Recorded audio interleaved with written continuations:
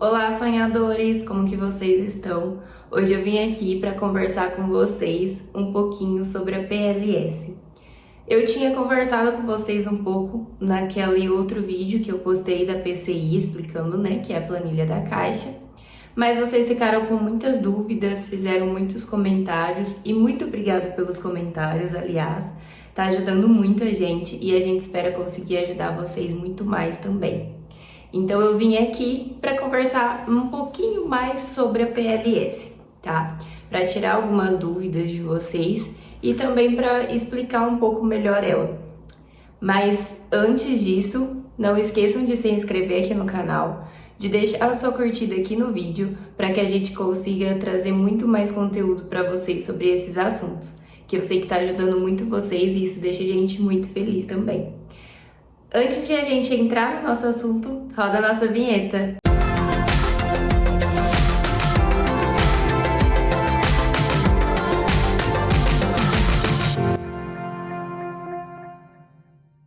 Então vamos lá.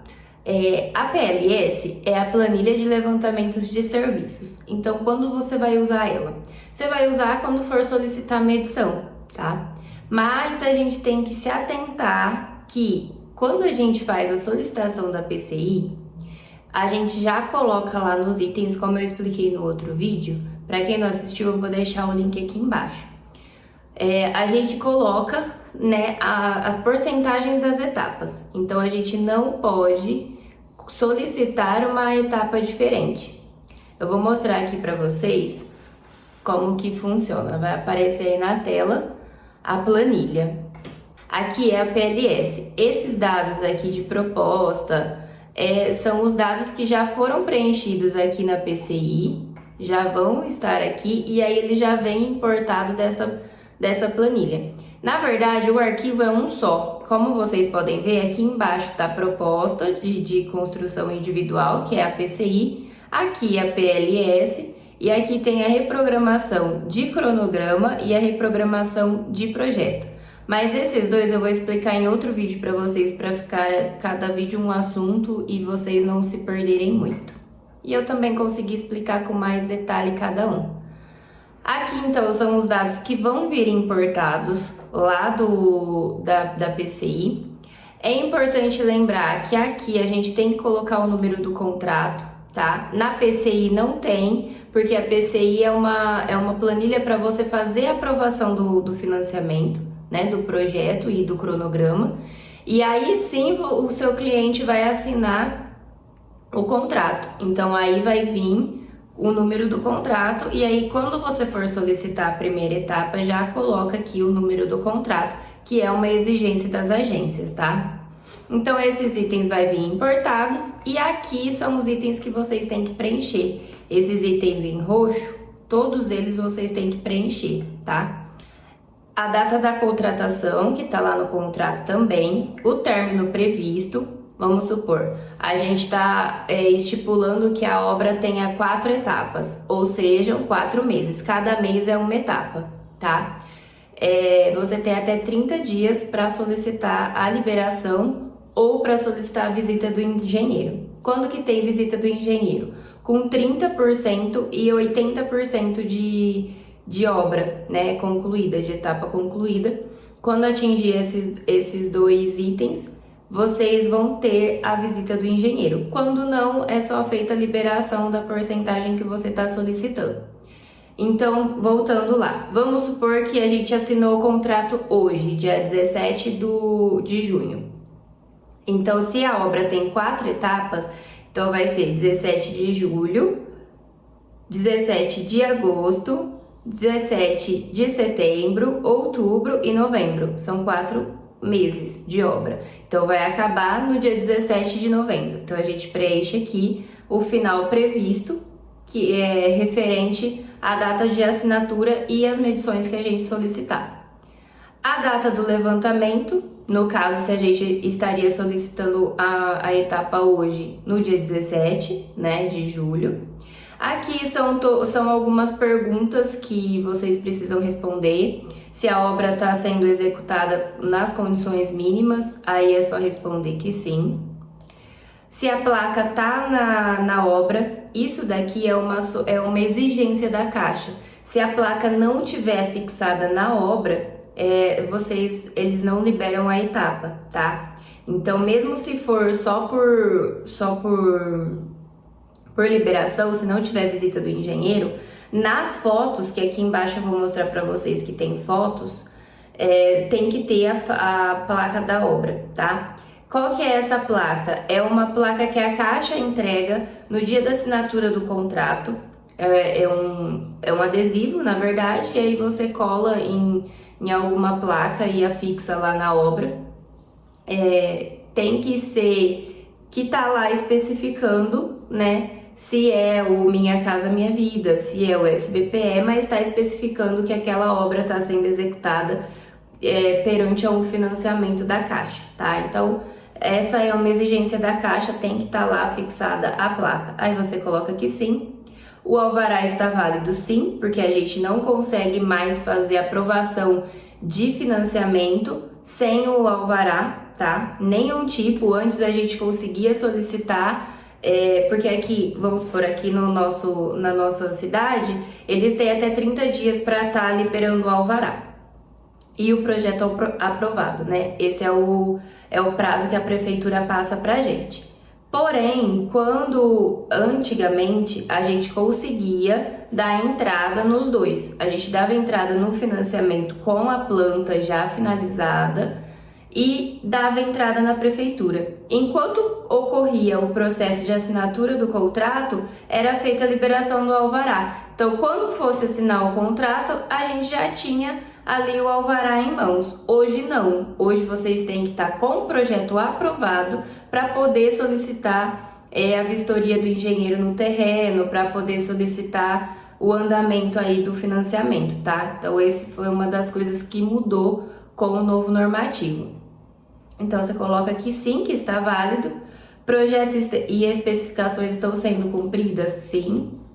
Vocês não podem, vamos supor, a gente aprovou um projeto e lá na obra o cliente viu e achou melhor alterar. Não pode, isso não pode acontecer.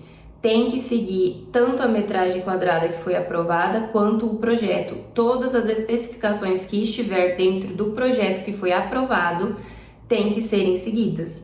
Isso é algo que vocês precisam explicar para os clientes de vocês logo na primeira reunião, para eles estarem cientes de que o projeto que for aprovado é o projeto que tem que ser seguido até o final.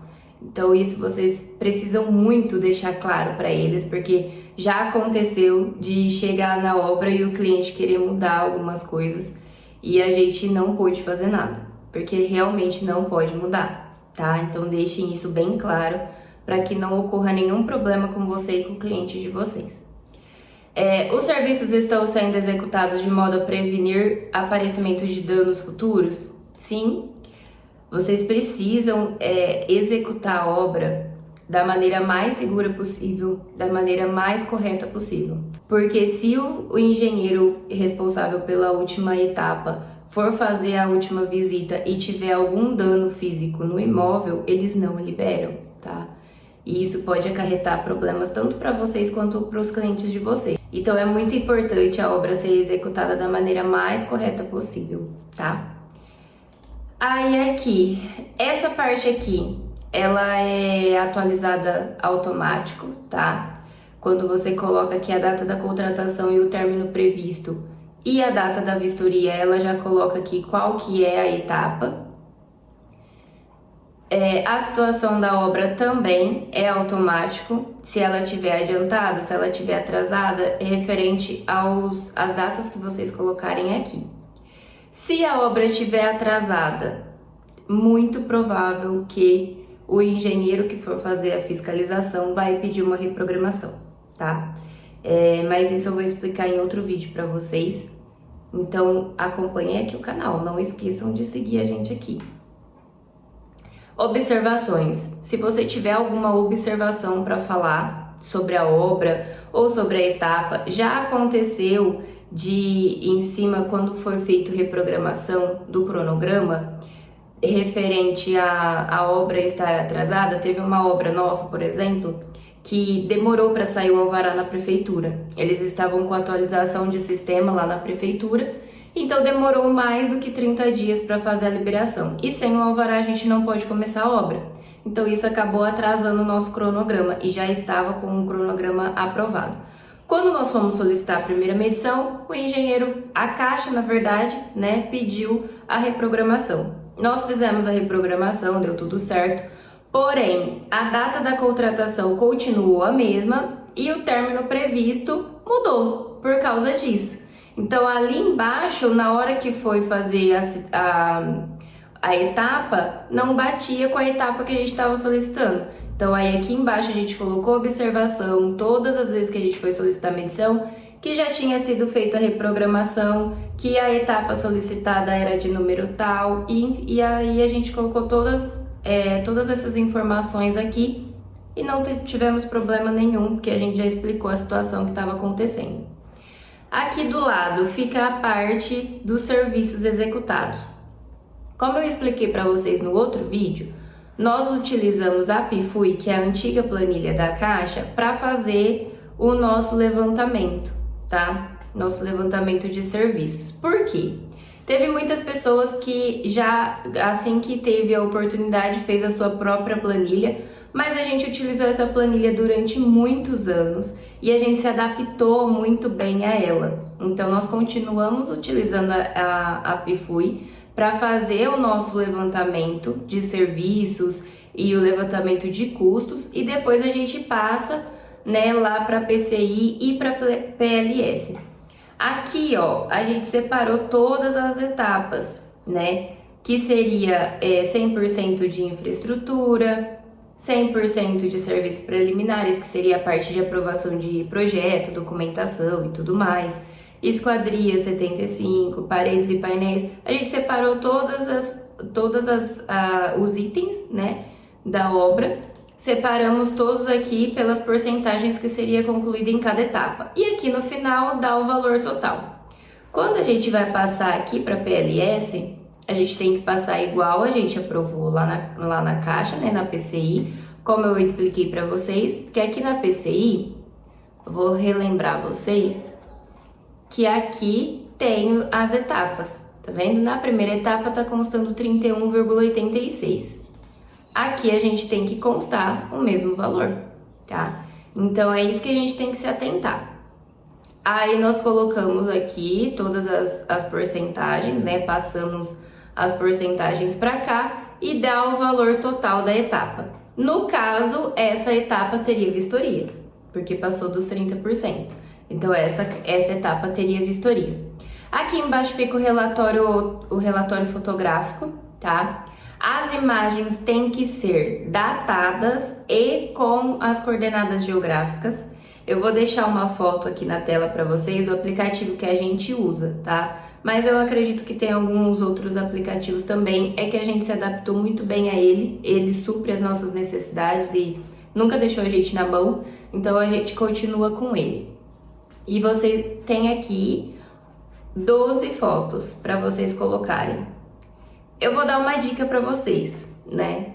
Isso vai depender da agência, mas quando for só liberação de etapa, coloquem as 12 fotos, porque tem agência que exige que esteja as 12 fotos, senão não fazem a liberação. Então, preenchem todas as fotos, que aí vocês vão evitar problemas e até mesmo interrupções de atrasos aí de liberação por causa disso. Aqui embaixo fica a data e esses dados aqui do nome e CPF do cliente já vão estar preenchidos automaticamente porque já está lá na PCI, então eles importam daqui. Aí você pega a assinatura do cliente, a sua assinatura, salva em PDF, né, com a assinatura e envia para a Caixa. É assim que é feita a solicitação de etapa. Eu vou dar uma dica para vocês, tá? A última etapa, Rita, a gente tem que se atentar que a última etapa demora para sair. Por quê? A última etapa só é liberada depois da visita do engenheiro e depois do envio da matrícula com a construção averbada. Então, até essa matrícula estar com a construção averbada, a gente tem várias etapas para poder seguir. A gente tem que solicitar o habite da prefeitura, porque sem o habite a gente não consegue fazer a averbação da construção no cartório. Então aí tem, dentro dessa solicitação do habite, aqui na nossa cidade no caso, tem a visita do fiscal da SAEC, que é a Superintendência de Água e Esgoto, responsável aqui da nossa cidade, e depois tem a visita do fiscal da prefeitura. Nesse processo, a gente pode levar em torno uns 20 a 30 dias, porque é um pouco demorado mesmo. Fez a liberação do habite, a gente tem que pegar o habite, montar o requerimento do cartório, levar para o nosso cliente assinar e levar o requerimento mais o habite para o cartório para solicitar a averbação. No cartório demora em torno de, no máximo, até uns 20 dias também para fazer a liberação. Então, a última etapa vocês vão ter que esperar para receber no mínimo um mês, com a obra já finalizada. Então, o conselho que a gente dá, deixar o mínimo possível para a última etapa. O mínimo que está sendo exigido hoje pela Caixa, pelo COT que está em vigência da Caixa, é 5%. Então, deixa 5% para a última etapa. Se precisar, que nem essa obra, a gente fez em 4 etapas. Foi uma das obras que a última etapa ficou um pouco pesada. Ela ficou com, deixa eu só conferir aqui, ficou com 16%. Então a gente entendeu que a gente pode aumentar para 5 etapas e deixar só os 5%, né, que é obrigado pelo COT deixar, para também não prejudicar a nossa empresa, tá? Então essa é uma dica que eu dou para vocês. A questão dos mínimos e máximos que pode solicitar por etapa. Eu não vou falar aqui para vocês o que está sendo vigente agora, porque pode ser que vocês assistam esse vídeo mais tarde e acabem seguindo isso e acabe dando errado. O conselho que eu dou para vocês é sempre acompanhar o COT que está em vigência da Caixa. Onde eu acho esse COT, Rita? Vocês acham lá no site da Caixa. No site da Caixa tem uma aba de downloads. E aí você consegue achar o COT lá que está em vigência para você poder seguir, tá? Para ficar mais fácil, você pode digitar lá no seu mecanismo de pesquisa da internet, COT Caixa em vigência no dia tal, e vai aparecer, é o primeiro item que aparece para você baixar. Mas sempre fiquem atentos para baixarem do site da Caixa, para vocês não baixarem algum COT errado ou até mesmo mais antigo, tá? Então fiquem atentos a isso. A Caixa está sempre mudando o normativo, então é por isso que eu não consigo falar para vocês, porque se vocês assistirem esse vídeo mais tarde vai acabar dando interferência no processo de vocês por conta disso, tá? Mas tá sempre lá no site da Caixa normativo. Vocês me perguntaram lá nos comentários falando que não tinham achado a PCI lá no site da Caixa, tá? Vocês podem utilizar esse mesmo recurso, digitar lá no seu mecanismo de pesquisa da internet PCI Caixa, e aí ela vai aparecer, ou até mesmo você pode solicitar para o seu correspondente bancário, tá? Eles sempre têm, ou se eles não tiverem, eles conseguem solicitar para a Caixa, para que a Caixa envie para vocês, tá bom? Então tem várias formas aí para vocês conseguirem achar. Então por hoje é isso, pessoal. Eu espero que a gente tenha conseguido ajudar vocês com mais esse vídeo e fiquem atentos que a gente vai postar várias outras coisas. Ainda tem sobre a reprogramação de cronograma para eu explicar para vocês e a reprogramação de projeto também, que já aconteceu com a gente pedirem reprogramação de projeto, viu? Então é por isso que eu falo para vocês se atentarem no que vocês aprovarem. Mas por hoje é isso. Eu espero que vocês tenham gostado. Até a próxima, pessoal!